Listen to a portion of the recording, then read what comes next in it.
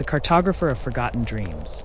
The snow had been falling for 3 days when Marcus found the shop. He hadn't been looking for it, hadn't been looking for anything, really, except perhaps a reason to keep walking.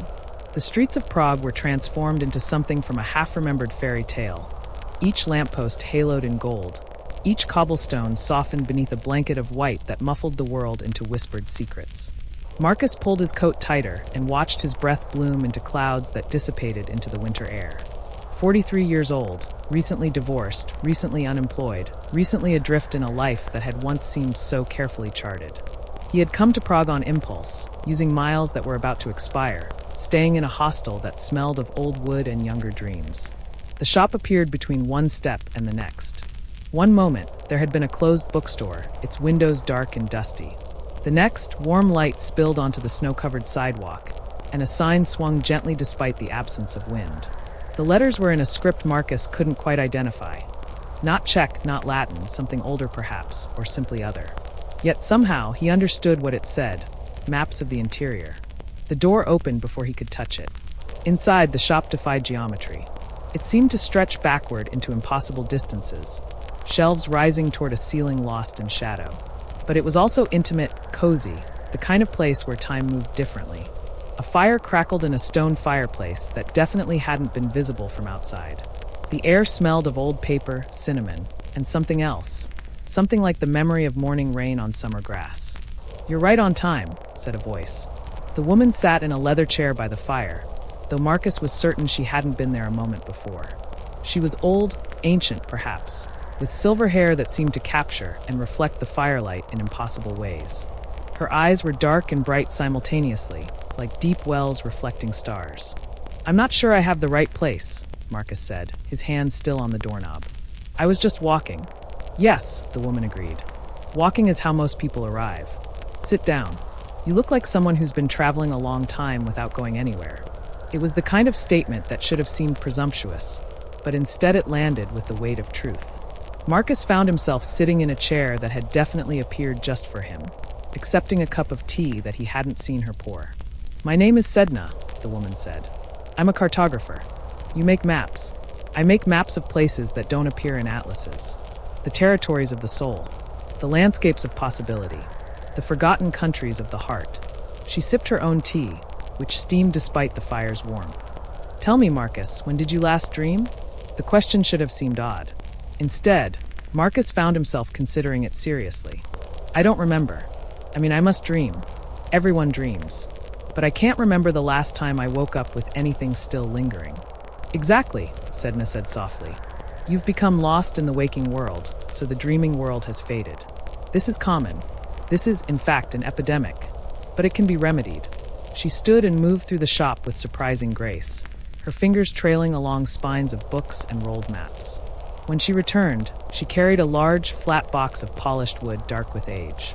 "This," she said, placing it on the low table between them, "is a map unlike any you've encountered. It doesn't show you where you've been. It shows you where you've forgotten to go." Marcus leaned forward as she opened the box. Inside, on silk the color of midnight, lay a map drawn on what looked like vellum or perhaps something older. Treated skin, maybe, though of what animal he couldn't guess. The map showed no countries he recognized, no cities or landmarks from any atlas. Instead, it depicted a landscape of dreams. Forests where the trees grew downward into the earth, mountains that floated on seas of cloud, rivers that ran uphill toward sources marked with symbols that seemed to shift when he looked directly at them. "I don't understand," Marcus said. "Of course not. Understanding comes through traveling, not looking. This map shows the territories you've abandoned in your rush to become an adult, a professional, a functional member of society. The places where wonder lives. The regions of authentic curiosity. The hidden valleys where questions matter more than answers." Sedna's finger traced a path on the map, and where she touched, the vellum seemed to warm and glow faintly. "You were a child who loved stories. A teenager who wrote poetry in secret. A young man who dreamed of adventures and authentic connections. Then you learned what the world wanted from you, and you put those things away. You built a life that looked successful from the outside but felt hollow from within." Marcus wanted to argue, to defend himself, but the words caught in his throat. Because she was right. God help him, she was right. "How do you know all this?" "I'm a cartographer," Sedna repeated gently. I read the maps people carry in their bodies, in the way they move through space, in the exhaustion around their eyes. You're hardly unique, Marcus. But you are here, which means something in you remembers the way back. Back to what? To yourself. To the person you were before you learned to be afraid of seeming foolish or impractical or different. To the dreamer who still lives in you, sleeping like a bear through winter, waiting for spring. The fire crackled. Outside, snow continued to fall, each flake a small miracle of unique geometry. Marcus held the warm cup between his hands and felt something in his chest, something he'd forgotten was there, begin to stir. "What would I have to do?" he asked quietly. Sedna smiled, and her face became younger for just a moment, or perhaps timeless. "You would have to journey. Not physically, though that can help, but internally. You would have to visit the places on this map, reclaim the parts of yourself you've abandoned, remember how to dream again. I don't know how. That's why I'm here. I'm not just a cartographer, Marcus. I'm also a guide. Though I should warn you, the journey isn't always comfortable. Waking up rarely is." Marcus looked at the map again. In the firelight, it seemed almost alive, as if small winds moved through the drawn forests, as if tiny waves lapped at the shores of the floating mountains. A part of him, the sensible adult part, wanted to laugh this off, to finish his tea and return to his hostel and book a flight home to a life that at least made logical sense.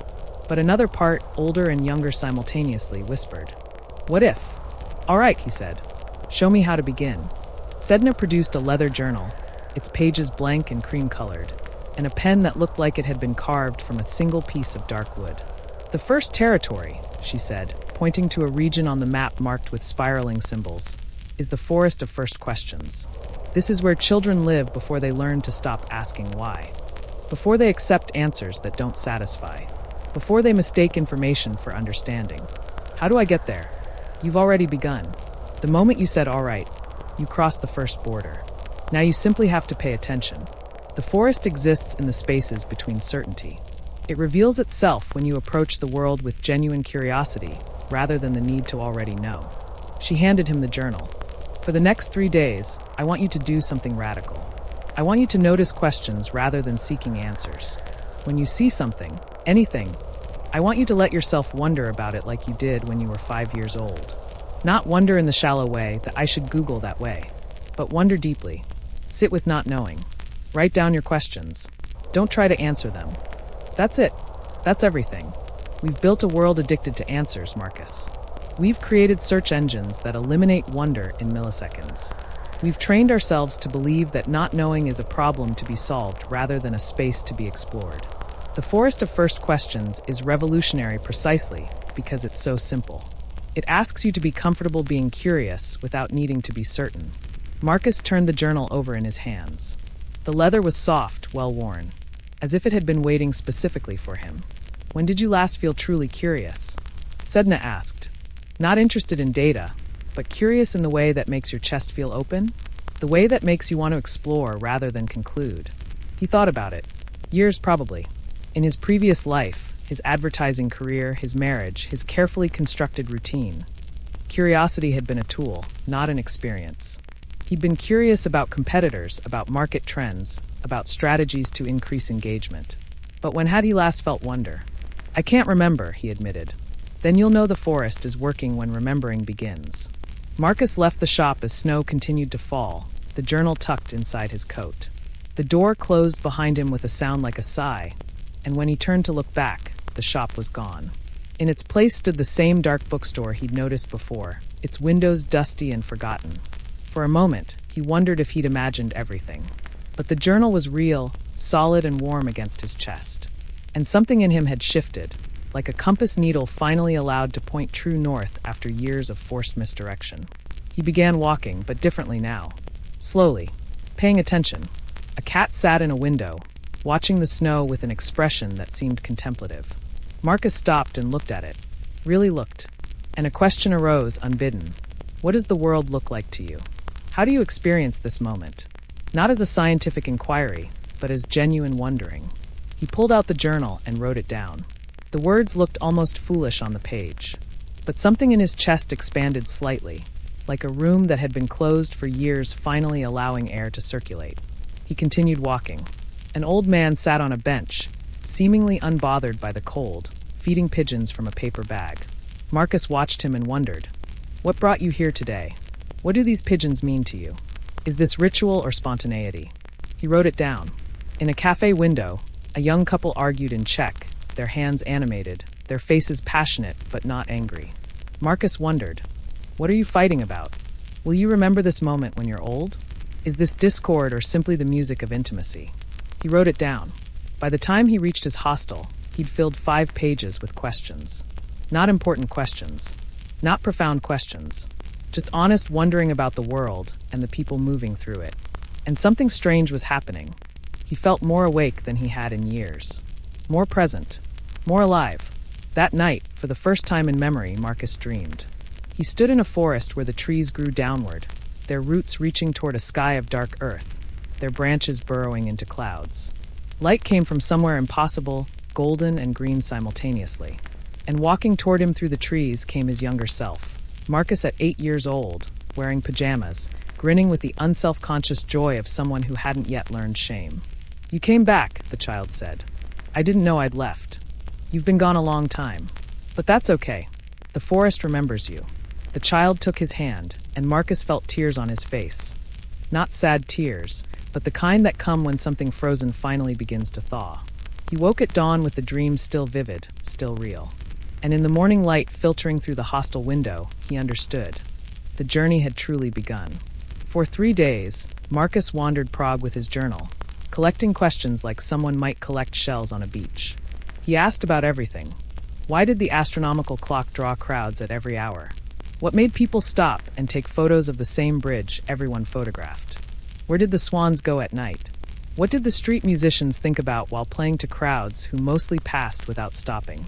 He didn't seek answers. That was the difficult part. His conditioning urged him to Wikipedia, to Google, to fellow travelers who might explain. But he resisted. He let the questions simply be. On the 3rd evening, Sedna's shop appeared again, this time on a different street entirely. Or perhaps Marcus had simply learned to see it.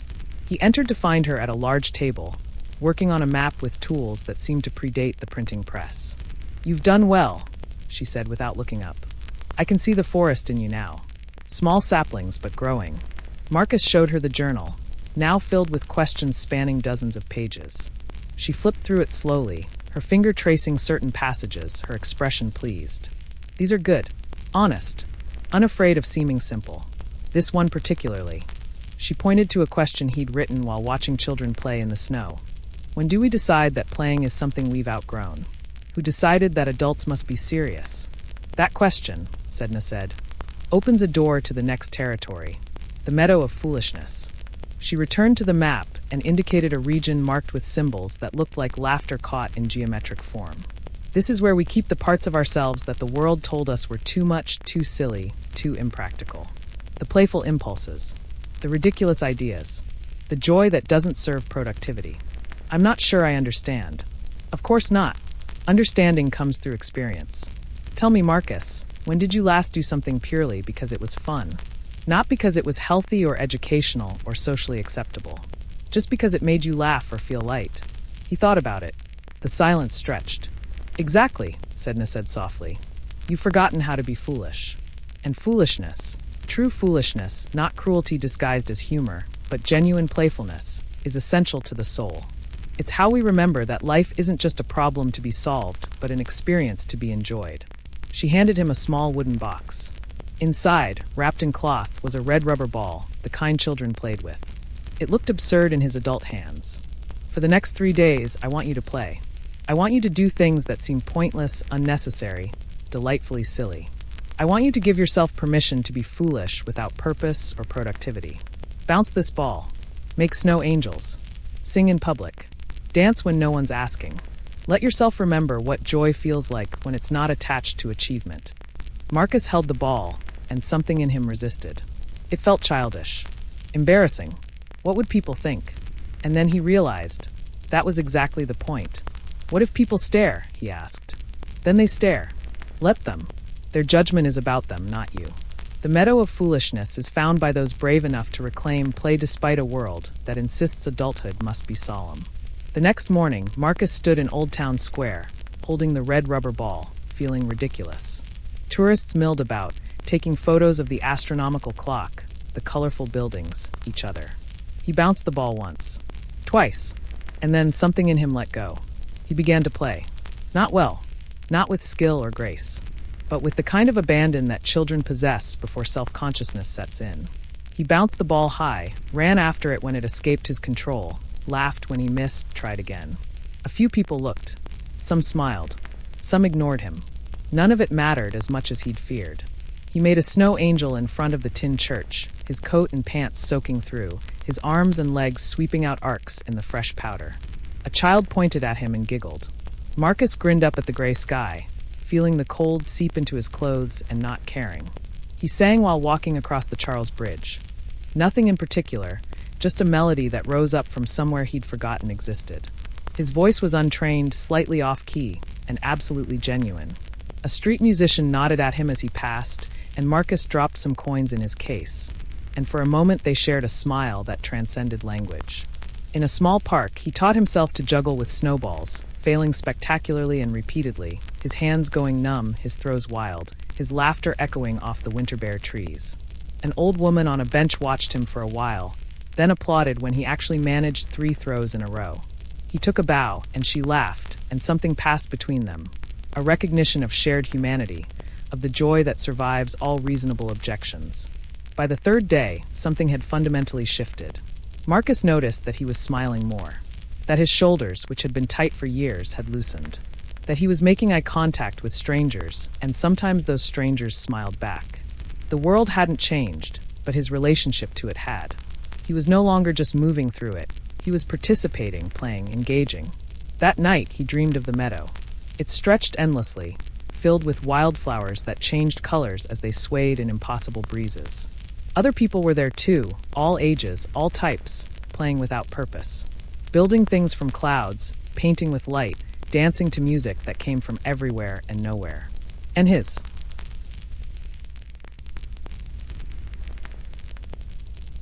8-year-old self was there again, now with dozens of other children, running in circles just for the joy of running, their laughter like bells. "You're remembering," the child said.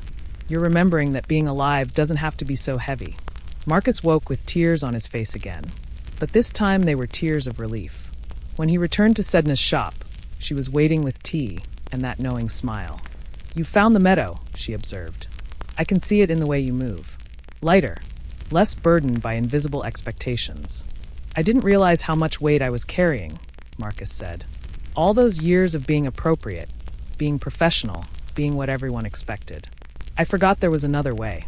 "Most people do," Sedna agreed. "We live in a world that commodifies everything, including joy.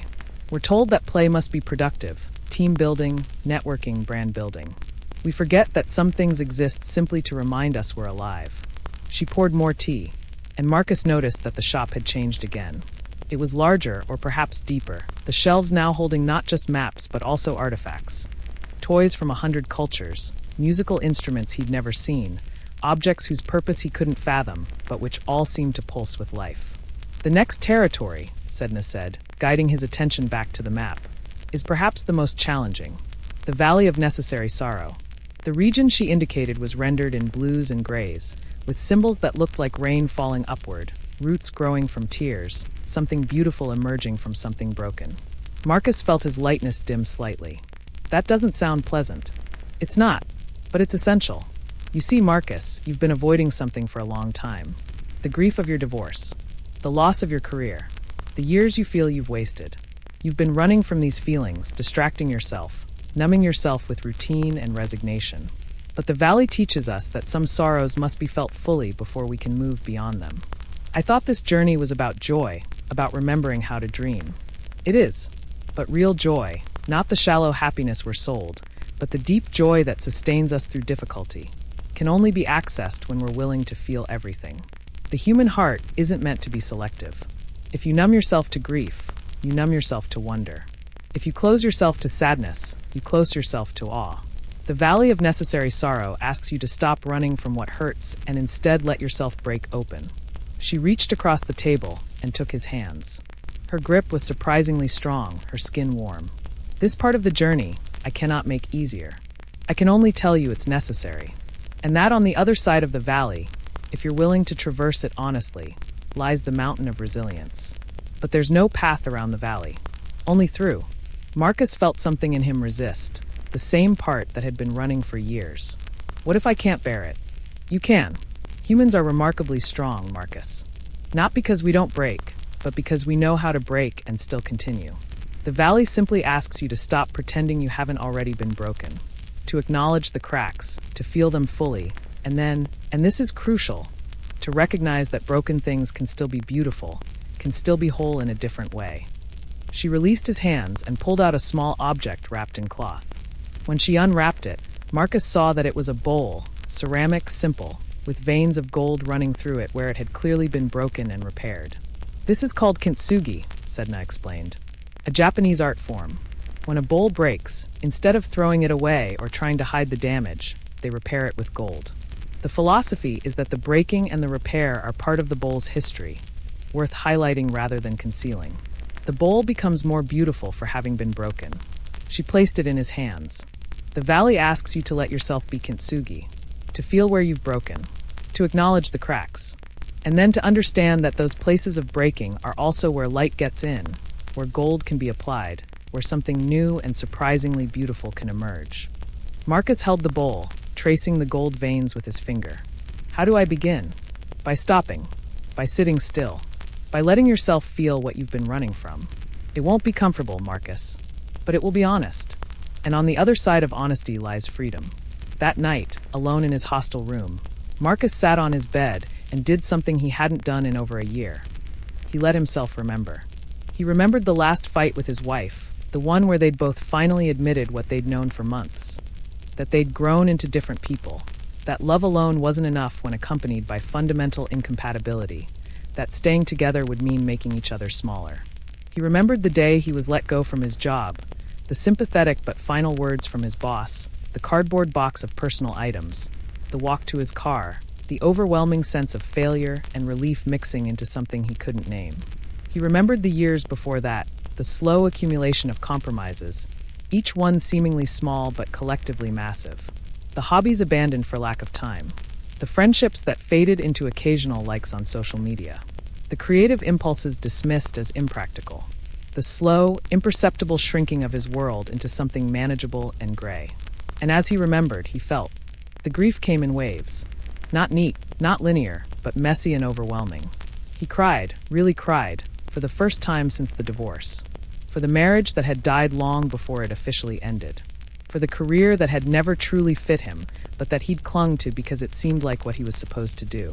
For the years he couldn't get back. For the person he might have been if he'd been braver, or wiser, or simply more honest with himself. He cried until he was exhausted, until his throat was raw and his eyes were swollen, and his chest ached. And then, in the silence that followed, something unexpected happened. He felt lighter. Not happy, exactly, but clearer, as if something that had been blocking his vision had finally been removed. The grief was still there, but it was no longer a monster he was running from. It was just grief, painful but bearable, honest but not eternal. Over the following days, Marcus did something radical. He allowed himself to be sad. In a cafe, watching couples laugh together, he let himself feel the loss of his marriage without immediately distracting himself with his phone. Walking past a bookstore, remembering how he used to spend hours browsing when he was younger, he let himself mourn the slow death of that curiosity without immediately trying to resurrect it through forced activity. He wrote in his journal, not questions this time, but acknowledgments. I grieve the ending of my marriage. I grieve the career that never fulfilled me. I grieve the years I spent trying to be someone I wasn't. I grieve the person I might have been. And in a video cafe one afternoon, surrounded by travelers from everywhere, a young woman with a camera approached him. She was making a project, she explained in accented English, asking people where they were from and why they traveled. Where are you from? She asked, her camera already recording. California, Marcus said. San Francisco. And why did you come to Prague? He paused, considering. A month ago, he would have given a simple answer: vacation, architecture, culture. But now, standing in the valley of necessary sorrow, he found himself saying, I came because I was lost. And sometimes you have to get physically lost to find yourself spiritually. The woman smiled behind her camera. That's beautiful. May I ask, what have you found so far? I've found, Marcus said slowly, that I was carrying grief I hadn't acknowledged. And that acknowledging it doesn't make it worse, it makes it bearable. I found that the things I thought I'd lost, curiosity, playfulness, honesty, weren't actually lost. They were just buried. And I found that traveling, real traveling, isn't about the destination. It's about being willing to be changed by the journey. She thanked him, and he watched her move on to interview others.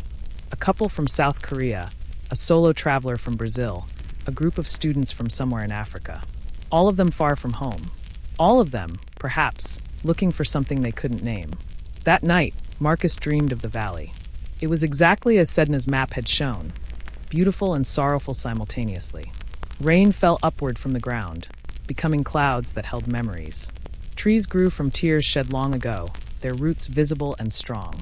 And everywhere, people walked, each carrying their own grief, each learning that carrying it didn't mean being crushed by it. His 8-year-old self was there too, but older now somehow, not in years, but in understanding. It hurts, Marcus told the child. I know, the child replied, but look what's growing. And Marcus looked down and saw that everywhere he'd stepped, everywhere his tears had fallen, tiny golden flowers were blooming, their light soft and persistent. That's kintsugi, the child explained. That's you learning to be beautiful in a different way. Marcus woke at dawn, and though his eyes were still swollen from the previous day's crying, though grief still sat in his chest like a stone, he also felt something new, acceptance. Not resignation, but genuine acceptance. This had happened. He had been hurt. He had lost things. And he was still here, still breathing, still capable of beauty and wonder. The valley had been crossed. Not escaped, but traversed. And he could feel, somewhere ahead, the mountain beginning to rise.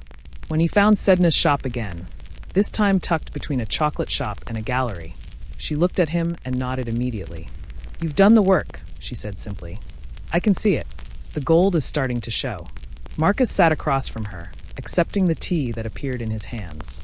It was harder than I expected, but also necessary. Like you said, most essential things are. We live in a culture that pathologizes grief, that wants us to get over it quickly so we can return to productivity. But grief is how we honor what mattered. It's how we acknowledge that we loved something or someone enough for their absence to create a wound. Rushing through it doesn't heal us. It just buries the wound deeper. She unrolled the map again, and Marcus saw that the territories he'd crossed now seemed brighter somehow, more vivid, as if his traveling through them had activated something.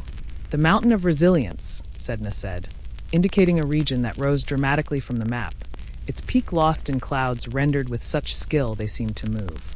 This is where you learn that strength isn't about never falling. It's about learning how to rise, how to continue, how to find meaning not despite difficulty, but through it. How do I climb a mountain? Marcus asked. Not all at once. Not in a straight line. Mountains are climbed in stages, with rest between efforts, with the understanding that sometimes you must take a step backward to find the path forward. The mountain teaches patience, persistence, and perspective. She pulled out 3 items, laying them on the table between them. A compass that pointed not north, but toward something else entirely. A length of rope, worn but strong. And a small, smooth stone. These are the tools of the mountain. The compass shows you your true direction, not the one others expect. The rope reminds you that you're connected to others, that asking for help is strength, not weakness. And the stone, she picked it up, placing it in his palm. The stone is a reminder. When you reach the peak, you leave something behind. A piece of your old self. A weight you no longer need to carry. This is how we make room for who we're becoming. Marcus closed his hand around the stone. It was surprisingly warm. And after the mountain, there are other territories. But those aren't for me to describe yet. You'll know them when you reach them. For now, the mountain is enough. Begin climbing. Begin discovering what you're capable of when you stop doubting your strength. The next week, Marcus left Prague. Not to go home, but to continue traveling. He'd emailed his landlord, arranged to sublet his apartment. The decision felt both terrifying and inevitable, like jumping from a height while simultaneously realizing you could fly. He went to the mountains, not metaphorical ones, but real mountains. The Carpathians, where winter still held the peaks in its grip. He hired a guide, joined a small group of climbers, and began to ascend. The physical challenge mirrored the internal one. The air grew thin. His legs burned. His lungs ached. There were moments when stopping, when going back, seemed like the only reasonable option. But he continued. One step, another. Rest. Continue. The rhythm of ascent became a meditation. His guide, a weathered man named Tomas who spoke little but noticed everything, taught him lessons that applied to more than climbing. The mountain doesn't care about your plans, he said. It only responds to your presence. Be here. Be now. The summit will come or it won't, but the climbing is where the living happens. At night, huddled in a small mountain hut with his fellow climbers, a retired teacher from Poland, a young couple from Germany, a solo traveler from Japan, Marcus listened to their stories. Everyone was climbing for different reasons. The teacher was honoring her late husband's dream. The couple was testing their relationship before marriage. The Japanese woman was celebrating remission from cancer. Each of them carrying their own weight, finding their own reasons to continue. Why are you here? The Japanese woman asked Marcus one evening, as they watched the sunset paint the snow peaks golden rose. I'm remembering how to be strong, Marcus said. Not strong like I don't need anyone. Strong like I can carry my own weight and still have room to help others carry theirs. She nodded, understanding somehow. I climbed Fuji after my treatment, not because I had to prove anything to anyone else, but because I had to prove to myself that I was still alive, still capable, still here. Did it work? Look where I am now, she smiled. Of course it worked. The mountain gives you evidence. Evidence that you're stronger than you knew. Evidence that pain and joy can coexist. Evidence that you can do hard things. On the 5th day, they reached the summit. Marcus stood at the peak, the world spread below him in every direction, and felt something fundamental shift in his chest. He had climbed here, through cold and exhaustion, through doubt and physical limits, through moments when stopping seemed so much easier than continuing. He had climbed here, and he had not done it alone. He took out the stone Sedna had given him and held it for a moment, thinking about what it represented. All the fear he'd carried, all the doubt, all the years of believing he wasn't enough, wasn't capable, wasn't strong. And then, with a simple motion, he left it at the cairn at the summit, among hundreds of other stones left by hundreds of other climbers, each one representing something released, something no longer needed. When he descended, he was lighter, not just physically, but in every way that mattered. Back in Prague, spring was beginning to arrive. The snow was melting, revealing cobblestones and gardens, revealing a city transforming from winter's dream into spring's possibility. Marcus found Sedna's shop without searching for it, as if his feet knew the way. Inside, the fire still burned despite the warming weather. Sedna looked at him and laughed. A sound like bells, like water over stones, like joy itself. Look at you, she said. Transformed. Or perhaps more accurately, remembered. You found your way through the territories. Marcus sat, and this time he was the one who spoke first. I've been thinking about something. All these territories, the forest, the meadow, the valley, the mountain, they're not really places, are they? They're states of being, ways of engaging with life. Now you're beginning to understand. The map isn't of the world. It's of you. Every person has these territories within them. But we forget. We pave them over with obligation and expectation and fear. What you've been doing is remembering, reclaiming, returning to yourself. So what now? Marcus asked. I can't just wander forever. Eventually I'll need to return to regular life. Will you? Sedna challenged gently. What is regular life? Who defined it? Why must you return to patterns that never served you? Perhaps the real question is, what do you want to create? What would a life look like if it were built on curiosity rather than obligation, on playfulness rather than productivity, on honest feeling rather than numbing, on resilience rather than rigidity? The question hung in the air, substantial and important. I don't know, Marcus admitted, but I want to find out. Then you need to visit one more territory, the Garden of Becoming. She pointed to a region on the map he hadn't noticed before, or perhaps it had just appeared.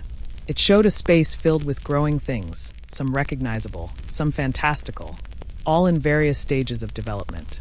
This is where you plant what you want to grow, Sedna explained, where you take everything you've learned and you decide, what now? Not based on what others expect, but on what makes you feel alive. The garden asks you to be brave enough to choose yourself, to trust that a life built on authentic values, even if it looks strange to others, is infinitely more sustainable than one built on borrowed dreams. She stood and moved to a shelf, returning with a small cloth bag. Inside were seeds, dozens of them, all different sizes and colors.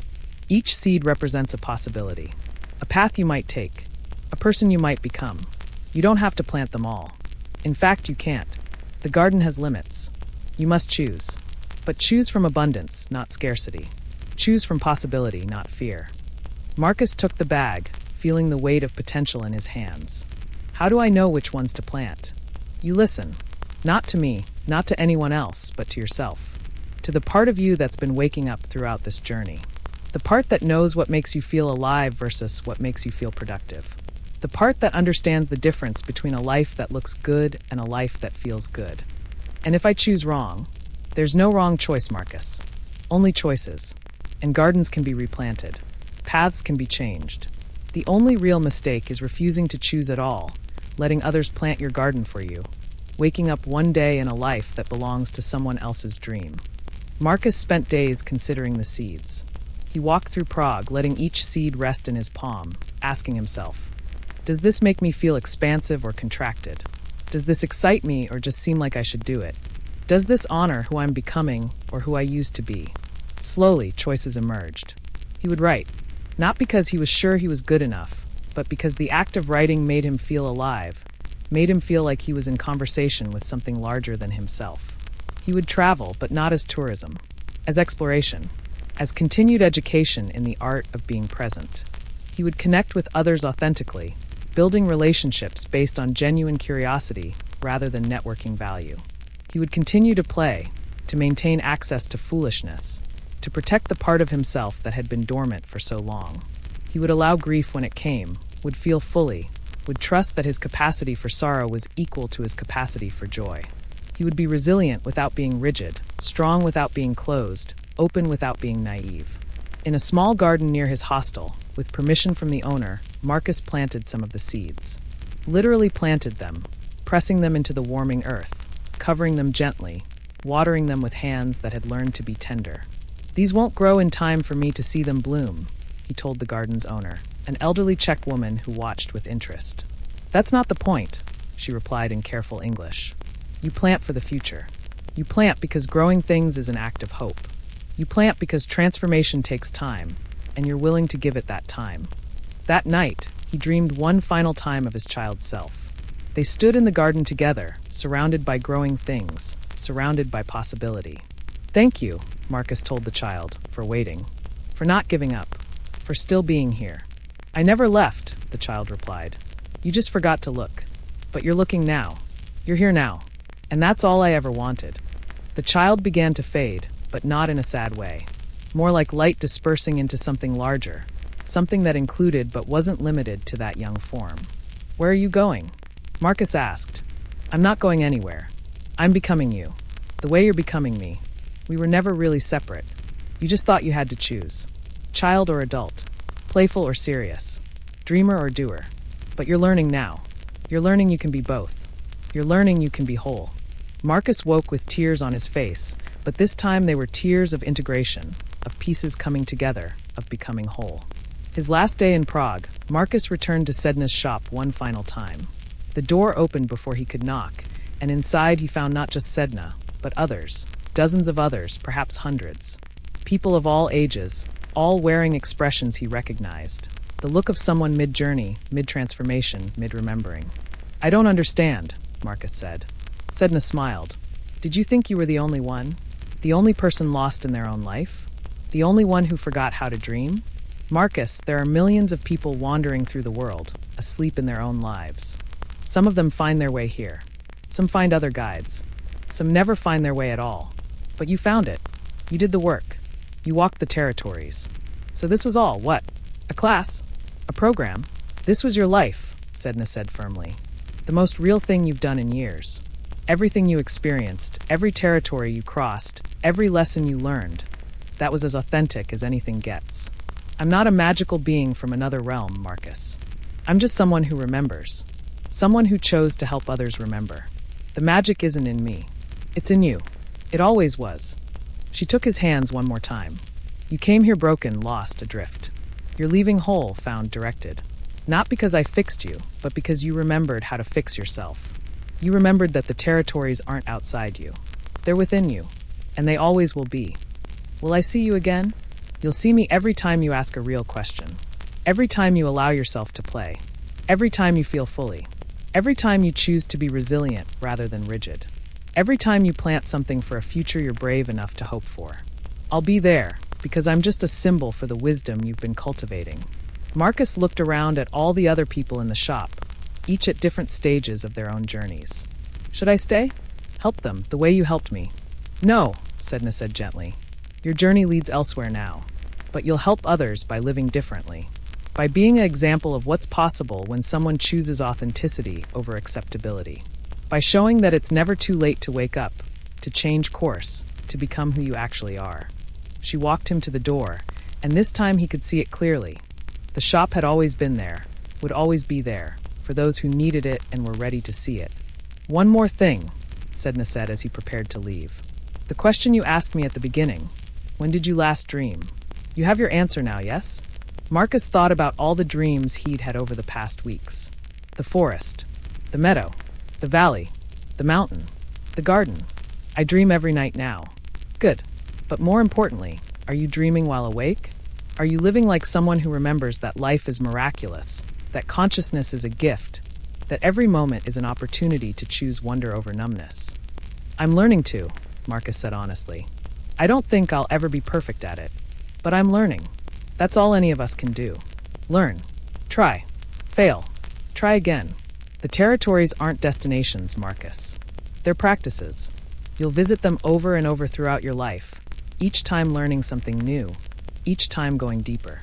That's what it means to be fully human, to never stop growing, never stop questioning, never stop becoming. Marcus stepped out into the Prague evening. Behind him, the shop door closed, and when he turned to look, it had vanished again. But this time he understood. It hadn't vanished. He'd just graduated from needing it in that particular form. 6 months later, Marcus sat in a small cafe in Istanbul, his laptop open, working on his first book.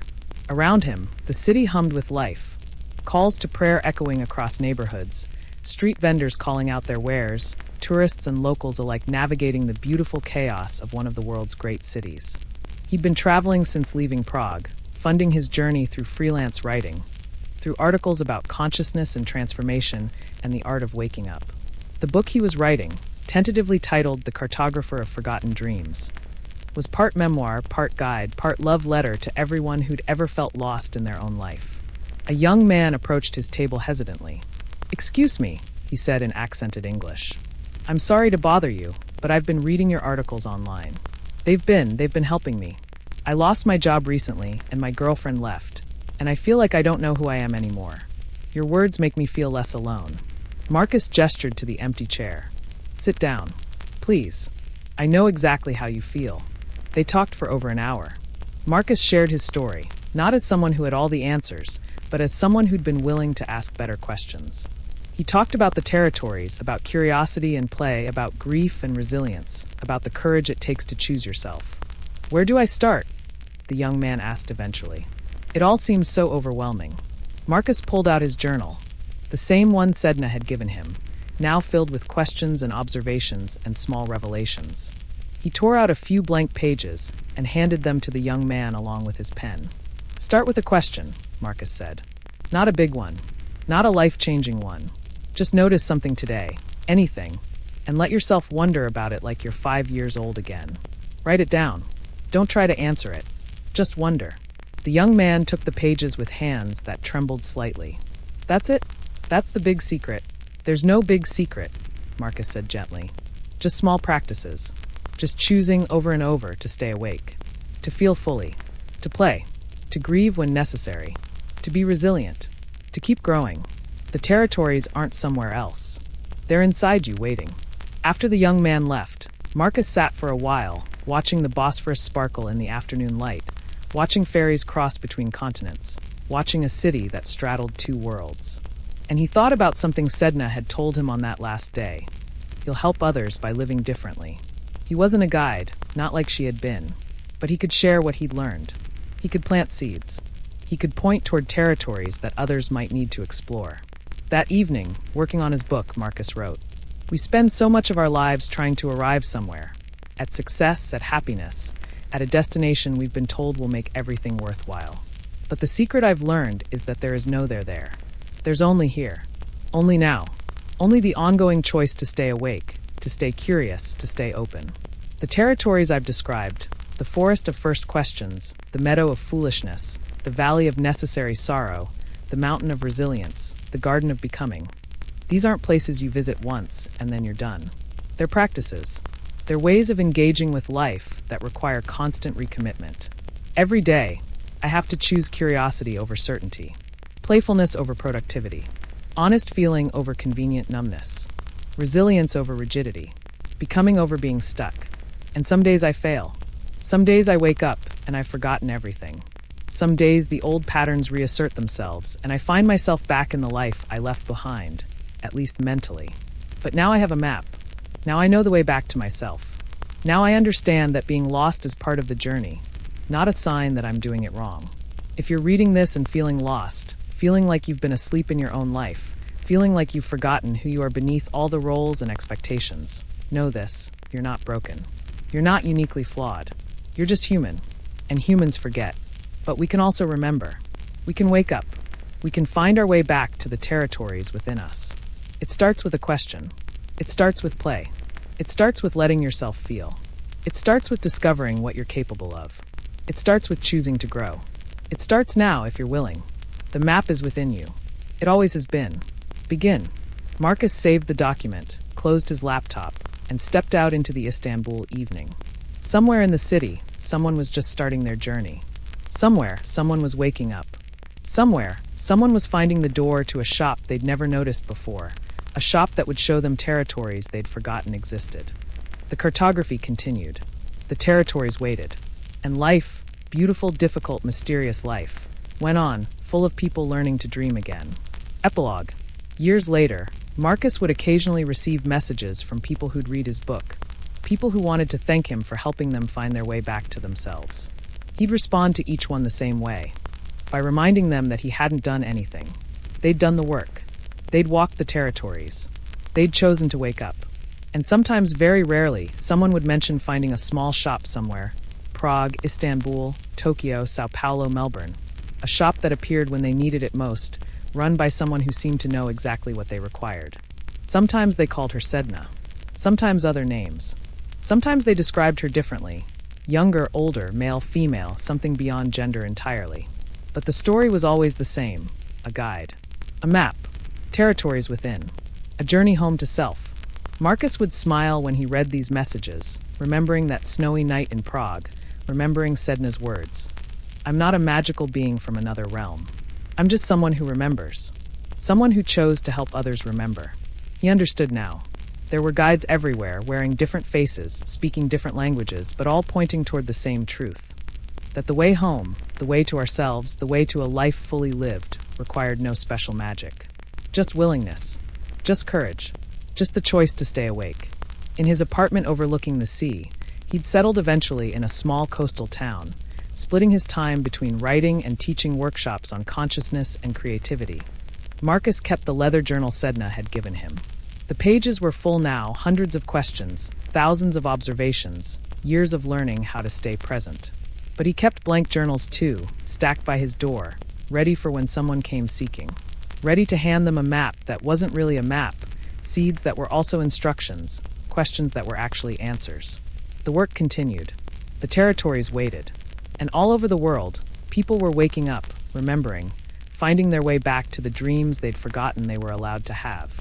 Marcus stood at his window as evening fell, watching the sun paint the water gold and rose, watching another day end and another night begin.